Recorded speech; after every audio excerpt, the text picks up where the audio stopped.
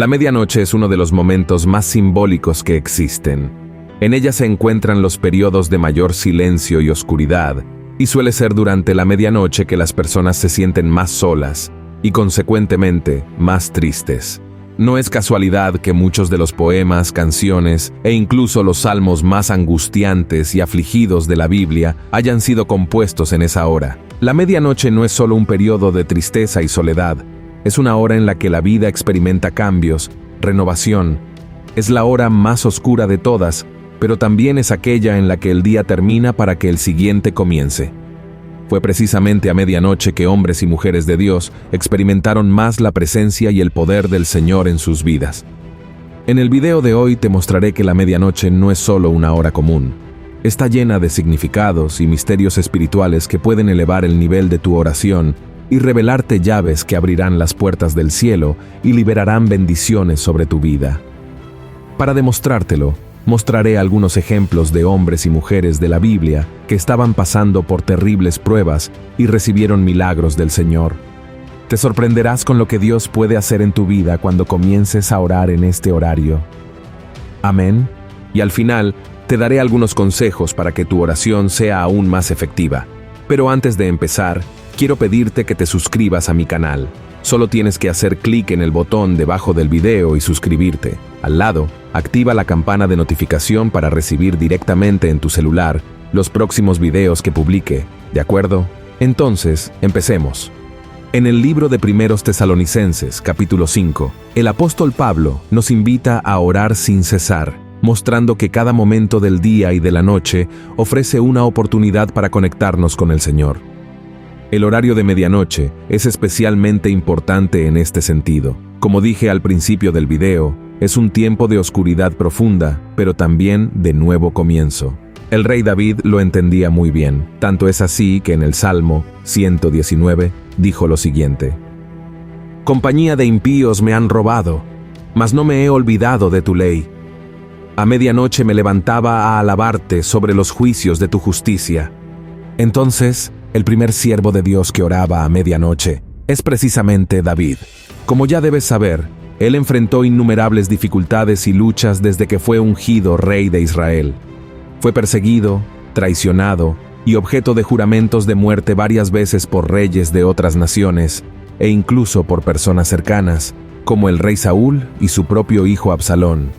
Sin embargo, incluso ante tantas adversidades, David nunca dejó de buscar a Dios y orar por protección y misericordia. Sus oraciones eran una mezcla de alabanza, súplica y meditación en la palabra. Y el horario en el que David solía orar con mayor frecuencia era precisamente a medianoche. Esto se debía al hecho de que era un momento de silencio y reflexión, brindando la oportunidad de mirar hacia adentro y hablar con el Señor abiertamente. Esta relación íntima y verdadera hizo que el rey fuera conocido como el hombre según el corazón de Dios. Como respuesta, David experimentó la gracia, el poder y la bondad del Señor. Por lo tanto, si estás pasando por momentos de dificultad, siendo perseguido o injustamente tratado por alguien que no te quiere, o incluso por personas cercanas, haz como David y comienza a orar a medianoche. Puede ser que el enemigo siga levantando personas en tu contra, pero en todo momento, el Señor te protegerá. Amén. El segundo ejemplo, Paulo y Silas. El libro de los Hechos, capítulo 16, presenta una de las mayores pruebas del poder que la oración tiene en la vida de los hijos de Dios. La Biblia nos muestra en este pasaje que el apóstol Pablo y su amigo Silas habían sido arrestados en la ciudad de Filipos por predicar el Evangelio. A pesar de enfrentar un momento difícil en la prisión, no olvidaron a Dios. La Biblia relata que a medianoche oraron y comenzaron a cantar alabanzas al Señor, haciendo que toda la cárcel escuchara sus súplicas. Mientras buscaban al Señor, un terremoto milagroso abrió las puertas de la prisión y soltó sus cadenas, liberándolos del lugar.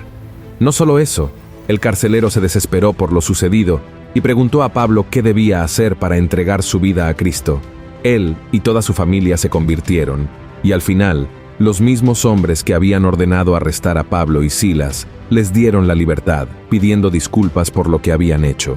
De la misma manera, es posible que estés viviendo en una prisión emocional o espiritual.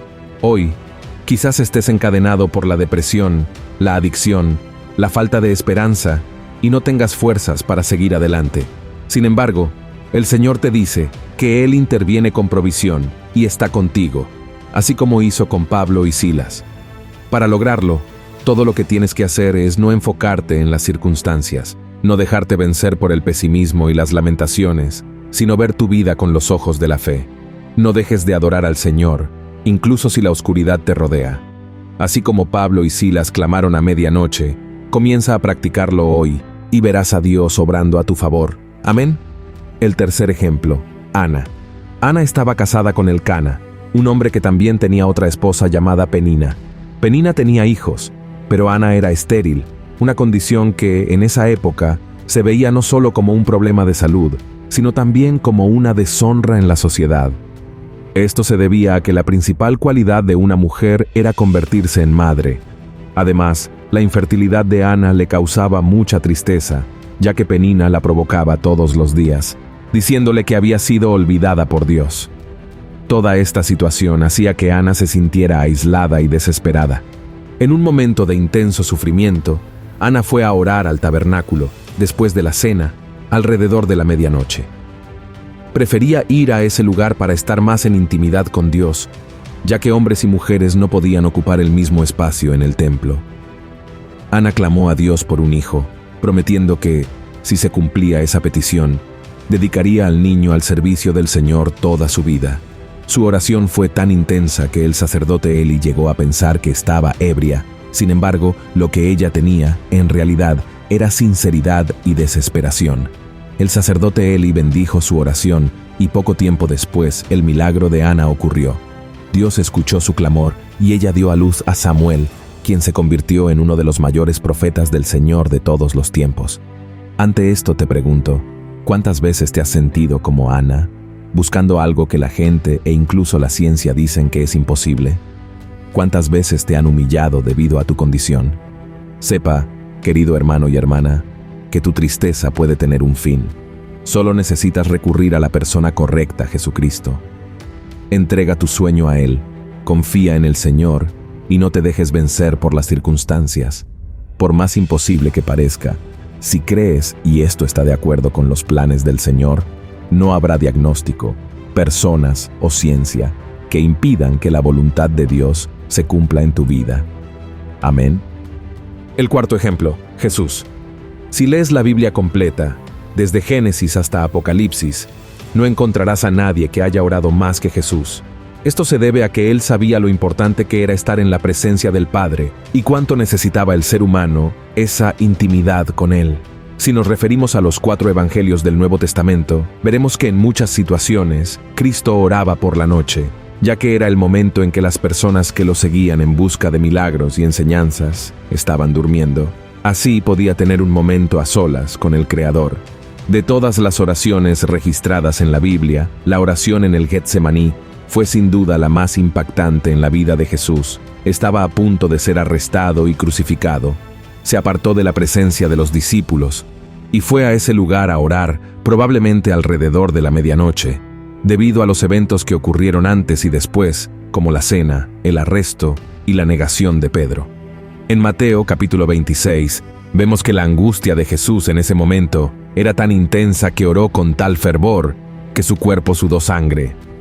Aunque Jesús era Dios en esa ocasión, también era humano, y por eso sentía miedo de lo que sabía que iba a suceder. Frente a ese sufrimiento terrible, llegó a pedir al Padre que, si fuera posible, lo librara de esa muerte horrible, pero que se hiciera la voluntad del Señor y no la suya. En ese momento, un ángel apareció y fortaleció a Jesús, quien pudo seguir adelante con los planes de Dios para vencer la muerte y el pecado. Me imagino la angustia que Jesús sintió al darse cuenta de que las profecías sobre su muerte se estaban cumpliendo. Como ser humano en ese momento, deseó liberarse de eso. A pesar del miedo, Cristo siguió adelante y se sometió a la voluntad del Padre. Debido a esa renuncia, recibió la ayuda del cielo. De la misma manera, muchas veces Dios no responderá a tu oración, no porque sea malo, sino porque tiene un plan mejor y más grande para tu vida, como sucedió con Jesús en el Getsemaní y también con el apóstol Pablo, cuando oró para que el Señor quitara su aguijón en la carne. También muchas veces escucharás un no de Dios, pero de la misma manera en que ellos fueron consolados, tú también lo serás.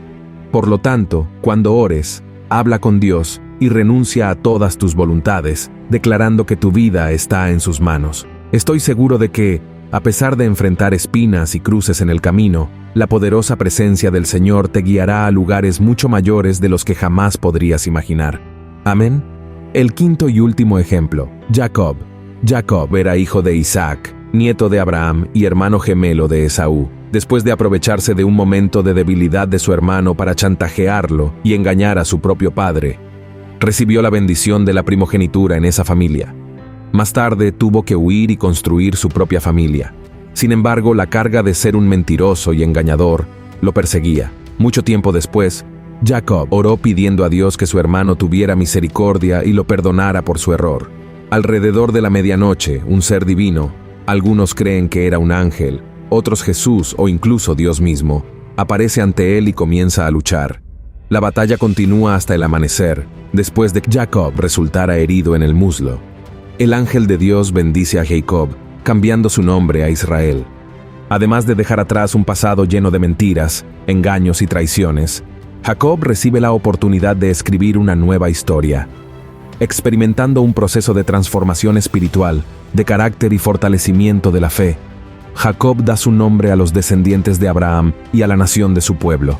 Sus hijos se convierten en líderes de las 12 tribus de Israel. Este encuentro con Dios alrededor de la medianoche, después de una oración sincera y arrepentida, cambia el rumbo de la vida de Jacob. Así, tú también puedes tener tu vida transformada por el Señor al orar, arrepentirte de los errores del pasado y ponerte a disposición para que Dios escriba una nueva historia en tu vida. Tendrás una nueva identidad, la de hijo de Dios y heredero junto con Jesucristo. A diferencia de Jacob, no necesitas luchar contra nadie, ya que la batalla contra el pecado ya fue ganada por Cristo en la cruz. El perdón ya está disponible para ti, solo tienes que aceptarlo de todo corazón. Como fruto de esta transformación, no solo tu vida y tu hogar serán bendecidos, sino también tus hijos y los hijos de tus hijos por muchas generaciones. Amén. Antes de concluir, se hace una cita importante sobre la medianoche. En la parábola de las 10 vírgenes, Jesús relata que las 5 vírgenes prudentes, que se prepararon y llevaron suficiente aceite para sus lámparas, fueron con el novio a la eternidad cuando llegó exactamente a la medianoche. Esto indica que cuando Jesús regrese para llevar a su pueblo, la tierra estará atravesando el momento más oscuro y sombrío, la gran tribulación. Solo los preparados irán con el novio hacia la eternidad. Por lo tanto, no permitas que el aceite de la fe que alimenta la luz de tu espíritu se agote antes de tiempo. Busca al Señor en oración todos los días, y si es posible, ora también alrededor de la medianoche. Este horario es propicio para la oración, ya que las distracciones terminan, permitiéndote entregarte de corazón para tener un encuentro con Dios. Para esto, es importante encontrar un lugar tranquilo donde puedas estar a solas con el Señor. Si duermes solo en tu habitación, genial, cierra la puerta para estar aún más cómodo. Si estás casado, pueden orar juntos o elegir una habitación más tranquila. Lo importante es que nada ni nadie influya en este momento con Dios. Otra cosa importante es mantener el enfoque en la presencia de Dios, independientemente del tiempo que lleve su respuesta. Puede ser que hable a tu corazón desde la primera noche, o que tome algunas semanas o meses. Lo que realmente importa es estar a los pies del Señor cuando llegue el tiempo de la respuesta. Amén. Si te ha gustado este mensaje, compártelo con tus amigos, familiares y suscríbete a mi canal. Te espero en el próximo vídeo. Que Dios te bendiga poderosamente. Un fuerte abrazo.